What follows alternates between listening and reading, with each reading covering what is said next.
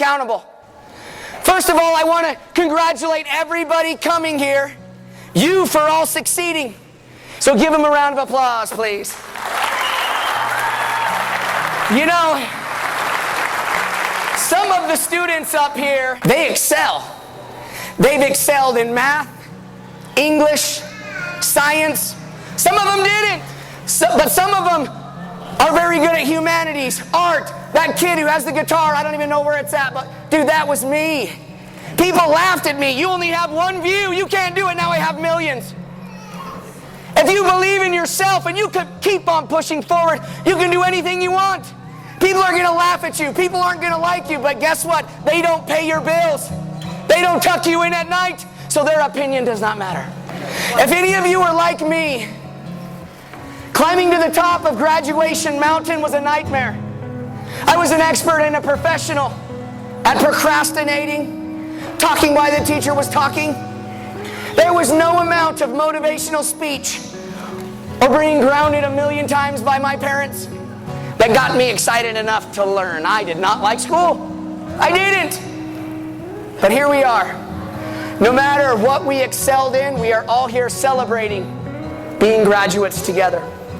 In 2007, like my friends behind me, I stood on Emory High School's auditorium stage. I threw my hat into the air and I screamed, "Freedom!" No longer will I have to listen to my parents. No longer will I have a curfew. I am all grown up. I am here to tell each and every one of you, your parents don't know everything. That is the truth. But they know a lot more than you. You see, your parents, they want to give you advice. They want to help you. And your mom and dad, a long time ago, they were 18, 19, and 20, and they had hair just like you did. A long time ago. You know, I didn't listen to my parents. You know, I was very confident when I was in high school. I had a wide smile. I had a personality that made people like me or hate me. I was the homecoming king. Yes, Lord Farquaad did it. I had a pretty girlfriend. I joined the Utah Army National Guard. I went and graduated honors. My goal was to be in the Special Forces and I would break track records. I was the fastest person in the battalion. I graduated with honors and I returned home. You see, my mother was a teacher and my dad was a cop. And they tried to give me advice. I didn't listen. By the age of 19 years old, I was sued. Pulled over 3 times with drugs. Went to jail a dozen times. $30,000 in court fines. You see, when I threw my hat up into the air, I thought I made it. Every one of you probably think, oh, I'm going to be a doctor, a lawyer, and you could. A teacher, construction worker, whatever it is, you can do whatever you want. But I had a good smile and a good personality, so I thought life just gives me success. Didn't we think that? Every one of you that is older, when you graduated, did you think life would be easy? We never realized that it is constantly an uphill climb. At graduations all across the United States, we always talk about the bright futures ahead. But I want to speak real. According to statistics, some of you will be drug addicts. According to statistics, some of you will go to prison. Some of you will have to put your children in a foster care home. Some of you will have unplanned pregnancies. The choices and the decisions you make when you walk out that door, they don't only affect you, but they affect everybody around you. I know. I went from a homecoming king to a drug addict. I have 5 steps that not only took me from suicide after going to war twice, living in a homeless shelter and foster care home, to now successful. And I'm not bragging, I'm not the best. I don't speak the best, I don't sing the best, but I am proof. You don't have to be the best. But I love what I do. That's why I'm so passionate about it. And my teacher said, quit talking, Ryan, you're never going to get anywhere. Here we are at Rich High School. Step number 1, is choice. That is the most powerful word. You guys have the choice. The first and most crucial decision you'll ever make is determining the kind of life you want to live. That is your choice. Nobody wakes up and says, I'm going to be a drug addict. Nobody wakes up and says, I'm going to be an alcoholic. It happens because of the choices that we make. Your decisions become your actions, and your actions are your choices. Number 2 is clarity. If you make the choice to be successful, good. Be successful, but after you decide, you need clarity. You need a target. You need something to aim for. A goal. A dream. Step number 3, consistency. You might not enjoy discipline. You will enjoy the rewards. I don't know any of you here tonight, but I do know every one of you has goals and dreams and visions, things that you would like to accomplish. And I know through plenty of errors, life experiences, that it takes consistency to get to where you want to go. Life will knock you down. You see, in 2017, I got my first motivational speech. I always wanted to be a motivational speaker, and I wanted to be in the NBA. Stop it. You know, I wanted to be in the NBA, so my mom and dad, they bought me a basketball. And they said, okay, you go outside and shoot 200 shots every day. I grabbed that basketball, I went outside, I shot 200 shots every day. I dribbled the ball around the court. My parents made me get on my bike and ride to the library. If you want to be like an NBA player, you need to study NBA players. So I did that, and I challenged every single person that came by my house to a game of basketball, and I was able to play for the Jazz. I made it farther than you, sir. Clap your hands. I made it to the junior Jazz. Even with clarity and consistency, sometimes your life doesn't go the way you plan. But another dream I had was to be a motivational speaker. You see, when I was in the 2nd grade, my family was just ripped away from me. I wanted to grow up and be in the army because I wanted to be a hero. I wanted to fight the bad guys. In the 2nd grade, I just got adopted.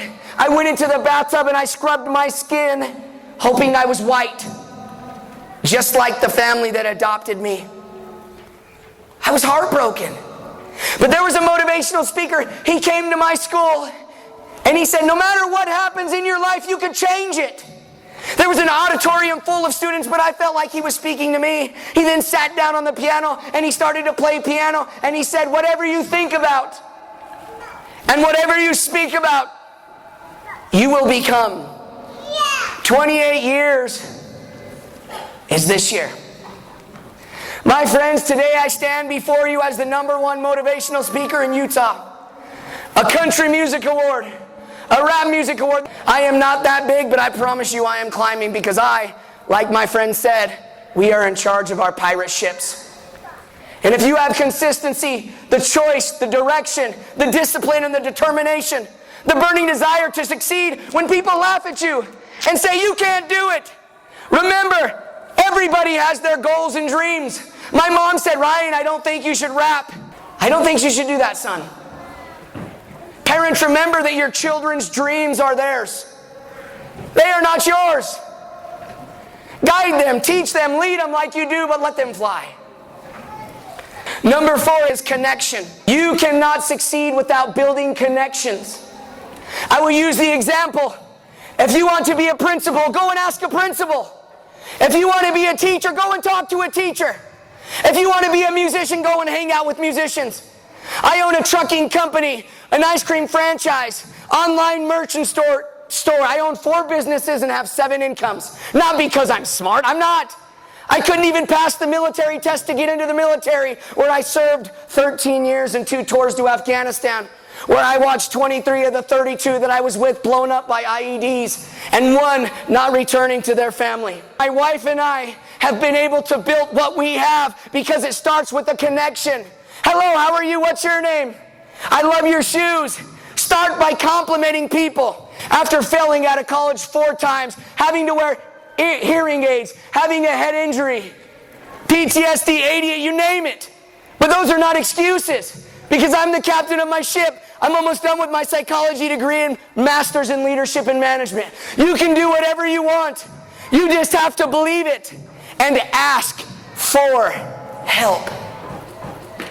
And number 5, the final thing you will need to be successful is courage. Courageous. That's the powerful force that propels every one of us forward. Courage is when you young adults are going out into the world. You guys don't know what to expect. That's called courage. Courage is the mother that gives up her body for her children and for her family.